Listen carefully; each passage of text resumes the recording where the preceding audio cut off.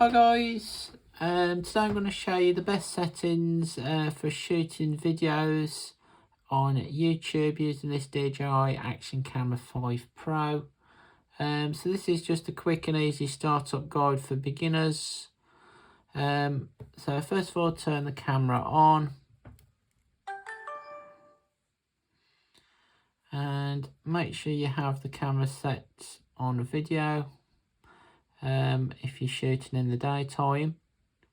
If you're shooting at night, you want the camera set to super night. So we're shooting in the daytime. Then set the resolution to 4K 16:9 and set the frames per second to 25. You then probably need the stabilisation set to rocksteady plus and go for a wired.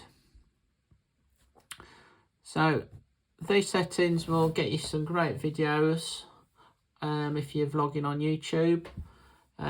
If you did find this video useful, make sure you like and subscribe, and I'll see you again soon with some more videos. Bye bye.